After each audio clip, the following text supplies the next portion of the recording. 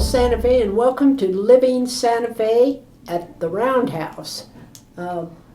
We ran into an ex-state representative, John Heaton. Johnny, welcome back to the legislature. Thank you, Carly. I'm not sure how excited I am about that. Well, we missed you. You have been gone for how long now? My last term was in 2010. 2010. So 12 years. We had many interviews with you and Lucky Varela, Larry Ladinyaga, and you were always very nice to come on to our show, and it's nice to have you again. Well, thank you very much for inviting me. Now, John, you're working on a group called Holtec. It's an international private technology and manufacturing company which was founded in 1986 by Dr. Chris Singh. It is considered the foremost technology leader in the nuclear power industry. Development centers are located throughout the world and is the largest exporter of capital equipment in the world. The company has positioned itself for accelerated growth by developing innovative technology for the clean air energy future. This company is on the precipice of being a massive expansion and intends to leverage a consolidated interim storage facility for spent nuclear fuel in southeast New Mexico. It's CISF. Yes, Consolidated Interim Storage Facility.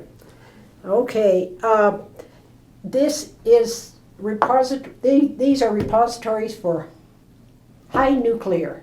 This is a storage-only facility. Okay. Temporary, let me make that clear. Temporary storage for spent fuel that comes from basically the power plants across the United States. There have been some 120 power plants right now. A number of them have been decommissioned, and we're now down to 92 reactors in the country.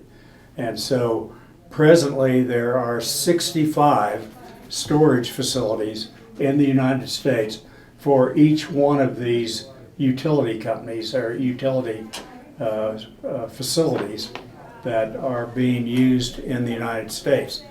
And I'm sure people may not know, but 20% of all of the electricity in the United States is generated by nuclear power, and it's carbon-free.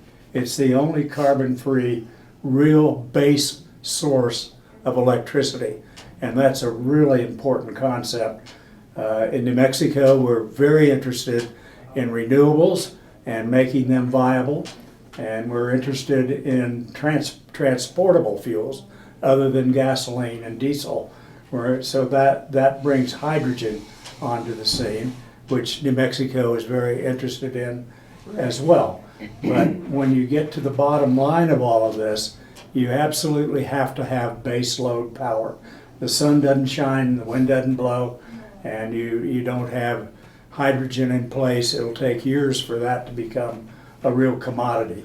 So it takes base load electricity, and that comes from carbon-free nuclear power. And so that's how important it really is for the future of the country. Right. Now, it's not related to WIP. Not related to WIP whatsoever. That's low-level nuclear. It's a transuranic nuclear waste. Now, WIP is a repository. Okay. It's a permanent facility. This is temporary until they get, the federal government gets in place a repository that they've been required to do for many years, since 1982, the Nuclear Waste Policy Act. And so they have not accomplished that. It was supposed to be done by 1999. And as a consequence, all of the utilities have sued, and they are now getting paid, and all the taxpayers, by the way, have to pay into the fund that actually pays for the storage of spent fuel and for new casks, new other kind of facilities on the sites.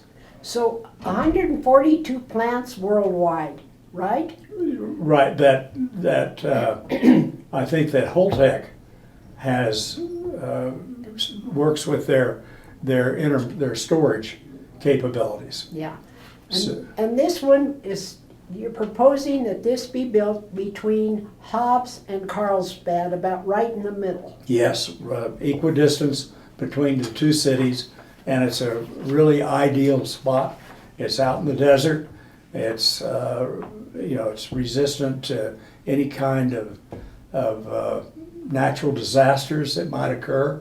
The facility itself will be resistant to earthquakes, any of that kind of thing. We have two of them in our neighbor. Texas has the Comanche. Well, there are two power plants Two power in plants? Texas. One is Comanche Peak, Okay. and then there's another The South Houston. Texas project, Yeah, they call right. it. Nevada has one up in the northern part. So that's close to New Mexico. None in Colorado. I didn't see any in Colorado. No power plants in Colorado, but New Mexico, as an example, the Las Cruces area and everywhere south of Las Cruces in New Mexico, Anthony, the other communities, all get their power from El Paso Electric. And El Paso Electric gets 35% of their power from Palo Verde in Arizona. Okay. So, and then the northern part of the state, northwest, where they're closing down the coal-fired plants, P&M is now replacing the coal-fired power with Palo Verde as well. So New Mexico is a user of nuclear power. Even though people say we don't have a power plant here, it doesn't matter. The fact is we are using nuclear power, and we have a responsibility to help in the back end of the fuel cycle and other issues. Now, you mentioned nuclear, people freak out. I remember when you were Right. transporting everybody in Santa Fe, they were out knocking on doors and everything. And I still see signs down on Cerritos Road. But nuclear power is the thing that we've got today that probably is one of the safest. It is one of the safest, there's no question. And it's And- regulated, highly regulated. Highly regulated by the Nuclear Regulatory Commission.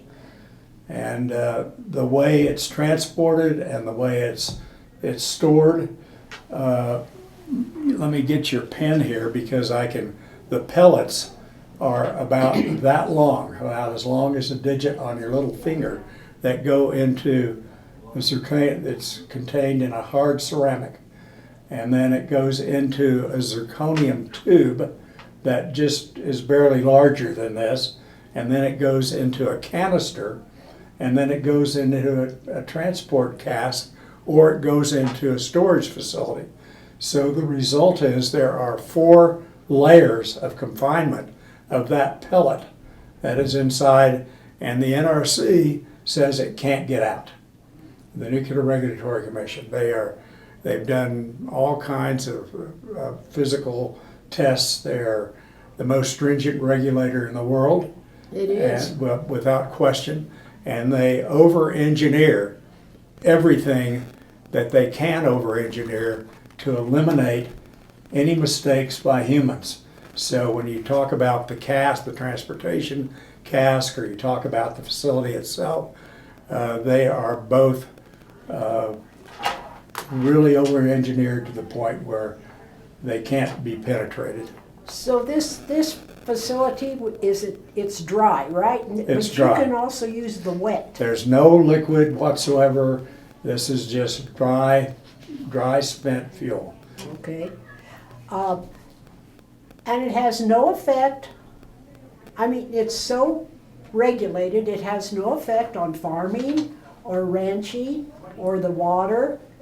It has no effect on any of those because the nuclear material cannot, even if there were a derailment, and the cask itself, the NRC says it would be 1 trillion or 10 trillion to 1 that any material would escape. And I don't know, and so it's just not going to get out of the cask that it's being transported in, and that's even if it's burned in fuel, that it still will not breach, the cask will not breach and not release any nuclear material. And I think that is so important for people to understand, because there are talks about, the NRC itself says there'll be 13 accidents, and those are most likely derailments. But the fact that they are derailments, the cask itself will not be penetrated and not release any nuclear material. There have been over 1,300 shipments in the United States of spent fuel, and there have been more than 850 naval shipments of spent fuel in the United States. There has never been a release, period.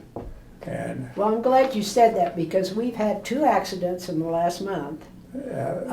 Railroad, both with the railroad, Southern Railroad, and there's stuff being transported every day in the United States. there is. And oftentimes that was an unfortunate, both of them unfortunate accidents. It was, and they're somehow going to have to step up and regulate that.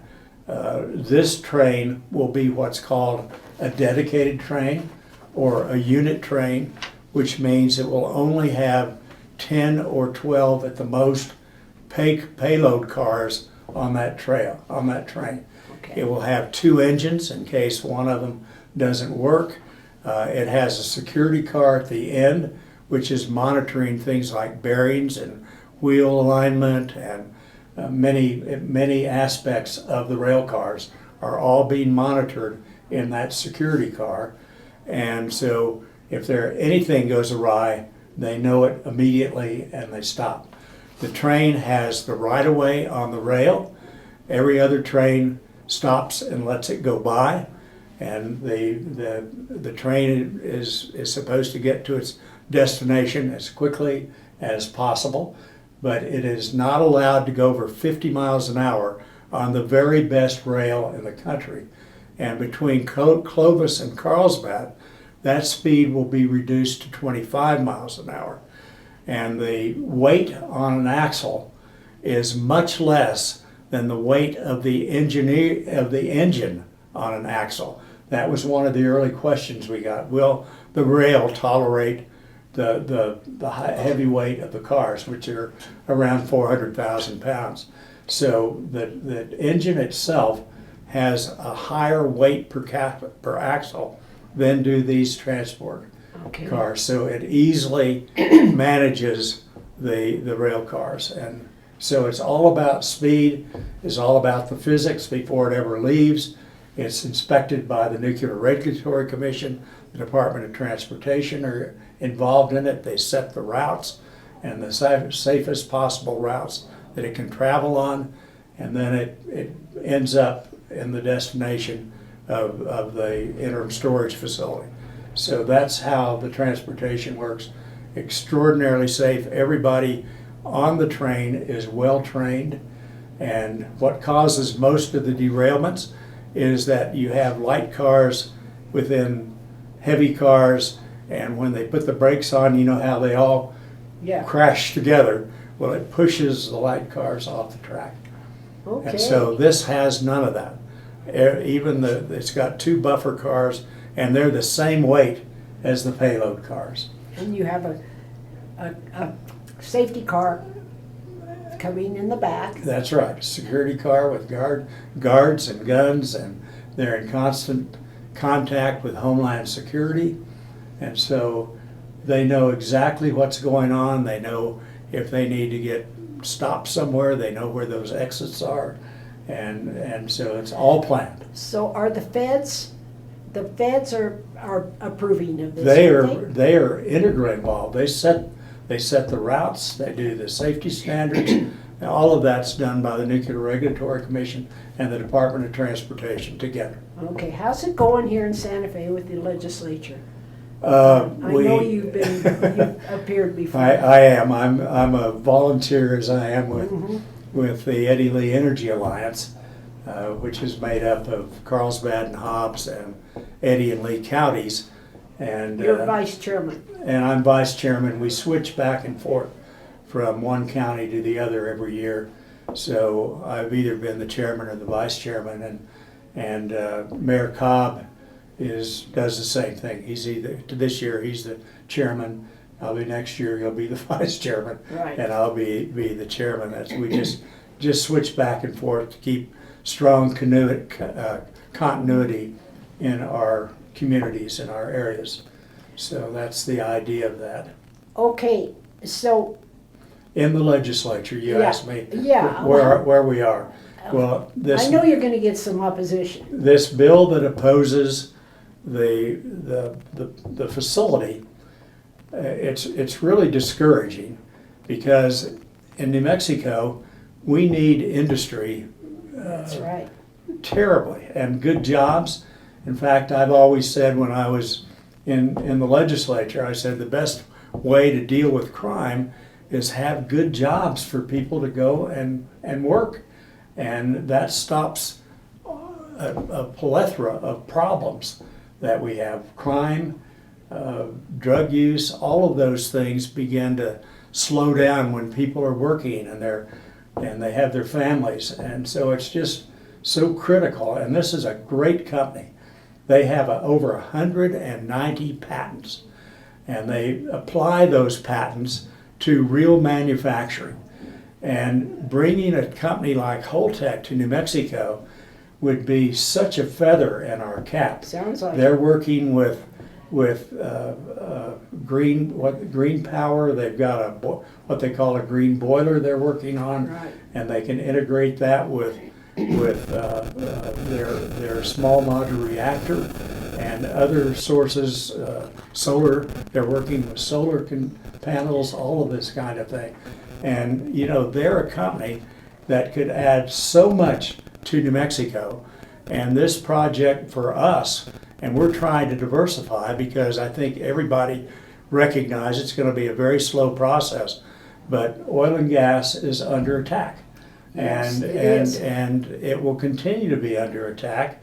But as we switch to electric cars, and we switch to hydrogen economy, when we switch to other what we would call green sources, then the demand for oil and gas is going to diminish. It is now. And that means that people in our area are going to begin to lose jobs, and we're trying to think ahead. We've been working on this for 10 years. I know you have. And so it's not like it just happens overnight. The NRC is so tough as a regulator. I mean, they turn over every rock, and they have a jillion questions. Technical, they have over 300 scientists and engineers that work on these kind of projects. They will oversee every step of the construction. They've already approved the Cask. They've already done all the research, and most of the Cask research is done at Sandia National Labs, our own national laboratory. Right. And they are very involved in all of the interim storage activities. So it's not like it should be foreign to New Mexico. And so it's a great project. It helps us diversify our economy, and 550 jobs. Oh, and, absolutely. and maybe a $3 billion capital investment. This is huge for New Mexico. It is. And for our area, to stabilize it, to diversify it, and we think other projects will follow, because that's how Holtec operates. I mean, wherever they go, they have Dr. Singh, their CEO, is an amazing guy, brilliant, and they have a brilliant team that work there. And they've just gone to Camden in New Jersey to try to help that impoverished area of New Jersey. And now their whole system is that they have their huge construction facility is now full, and so they're going to have to generate some more. Yeah. And why not New Mexico? Right. More jobs, more money jobs. coming in. That's right. What is it? This property between Carlsbad and Hobbs, Potash. Why is it going to be? Is it because of the dryness?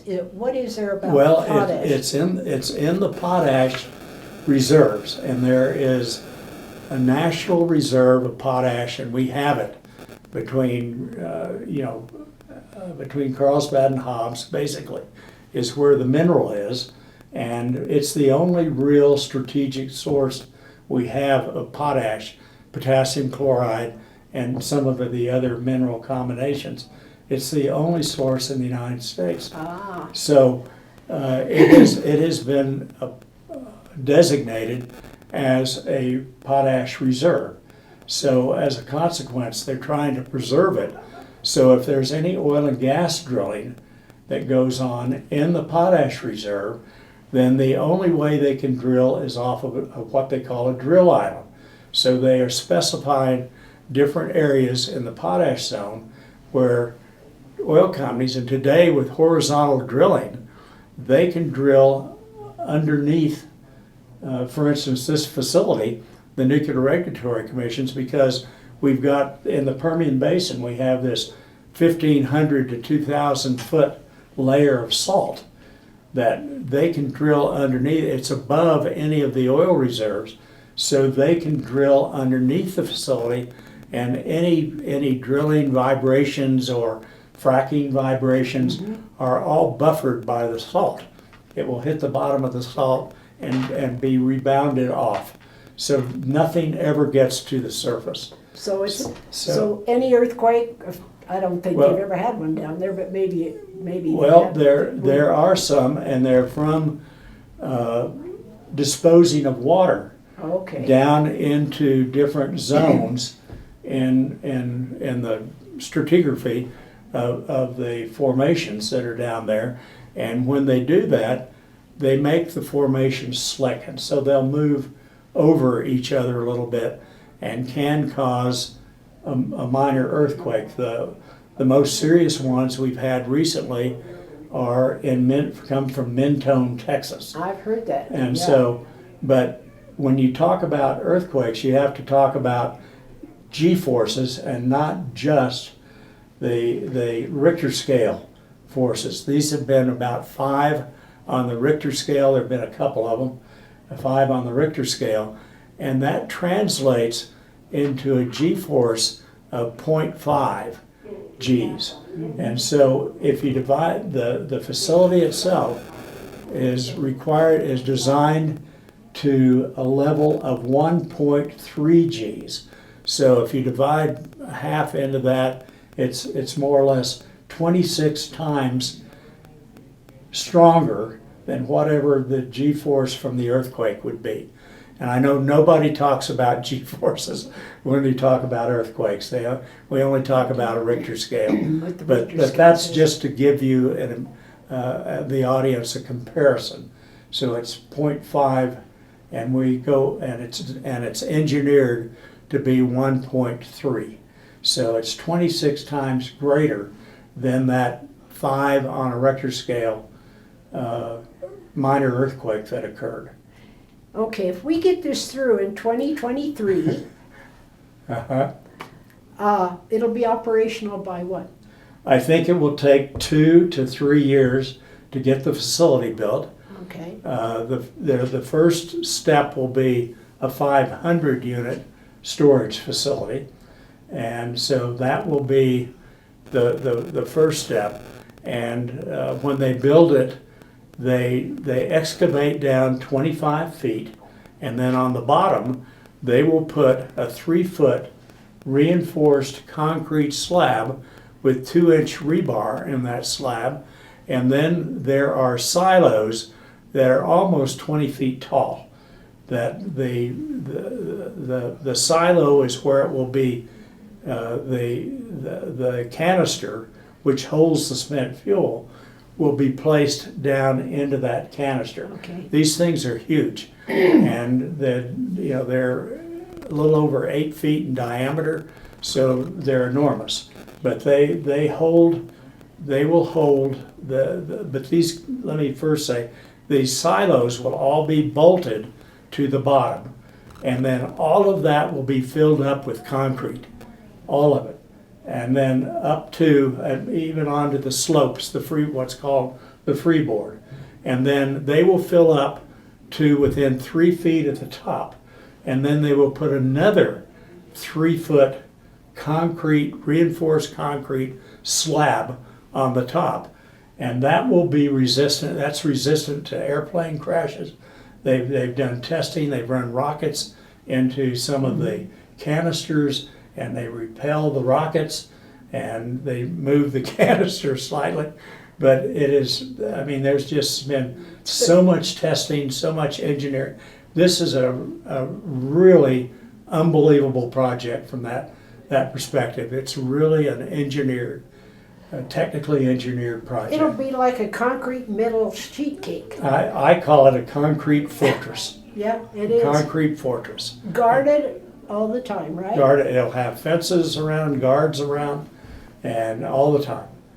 What about insurance? Insurance is an interesting question. I think that people are probably maybe familiar with Price Anderson, and Price Anderson deals with all of the utilities and to give them a backup on insurance. And this project, when you get through with Price Anderson and what Holtec themselves put into it, what the industry as a group puts into it, is $13.4 billion. Wow. And then there's another fee that is required by the NRC and the state of New Mexico, and we hope that they will get involved with this project in a more substantive way, and in terms of oversight and being involved with communications and making sure that there's financial assurance in place for cleanup. And so what the NRC does is they have a number, I think it's $850 per ton, that has to be put in reserve, so that when all of this is removed and sent to a repository, that at that point then they'll have the money to go in and remediate the whole area. Well, we're living in different times, and Yes. times are changing. And after I read everything, and we'll show some of the pictures of what this looks like after your interview. We'll place some of them in our TV, so the people can actually see what it looks like. Yes. Because right now, people hear nuclear and they, oh my God, it's going to blow up, and we're going to have this and we're going to have that. This is one of the best plans I've seen in a long time. It is absolutely terrific. It's over-engineered, and if you can over-engineer, but it is technically a really incredible site, and facility, and the transportation, everything about it has been thought through very, very clearly. And I for the life of me, I can't understand why the legislature would not be supporting this. Interestingly enough, talking about consent, in 2015, then Governor Martinez wrote a very strong letter of support, sent it to the NRC and the DOE and other folks. And then in the following year, the legislature passed a memorial in both the House and the Senate supporting this project. So based on those 2 points of consent, and we've had great consent in southeastern New Mexico. I mean, it's huge. We just had a letter signed by virtually everybody on the city councils and the county commissions. Signed a letter. There were a couple that didn't sign, but I mean, the vast majority, 28, maybe 2 didn't. But the point is that we have great support by our elected officials locally, and we've had strong consent right from the beginning. So with those 3 consenting features, Holtec moved forward, and they have now spent over $80 million with the NRC.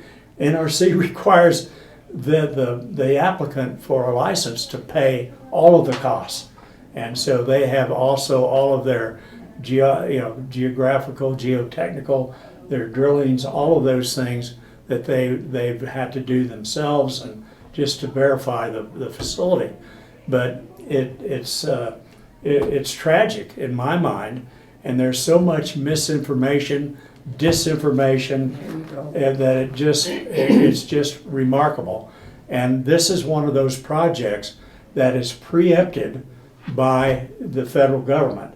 As we all know in the Constitution, there is a supremacy clause in the Constitution where the states don't have any authority.